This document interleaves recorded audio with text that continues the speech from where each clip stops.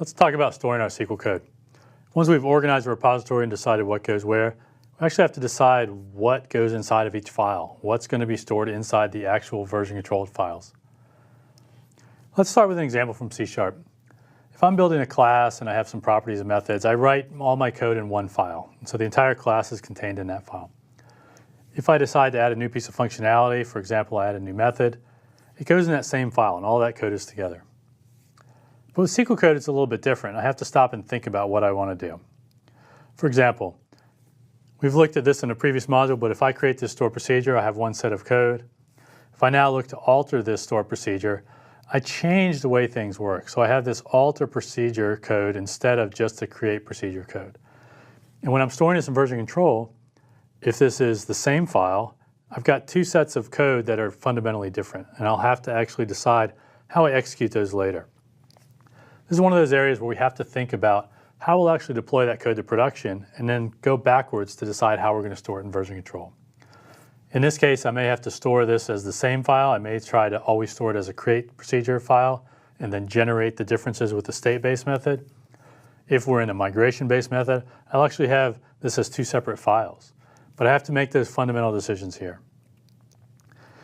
Create or alter procedure in SQL Server 2016 and above, as well as Oracle and other platforms, makes life simpler. I can just always store this in the same file and everything works out. Let's look at our table example as well. Here's my create table statement. If I want to alter this, I have to add a new statement here. If I want to alter this again, I have to have a new statement as well. In this case, I'm altering a column, not adding a column. And if I wanted to do something else, I'd add that as well. Typically in a state-based world, when I want to store this, I would store it as one large file, as you see here.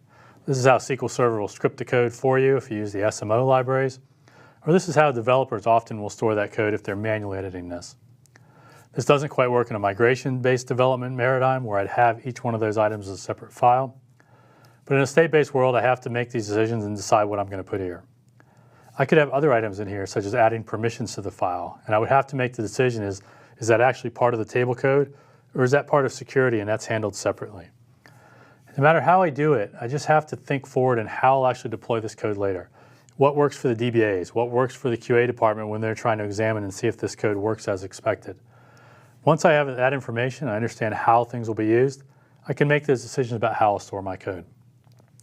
What you do is up to you, but I would encourage you to think DevOps. Think throughout the entire software pipeline, what will work for everybody, and then store code in that way.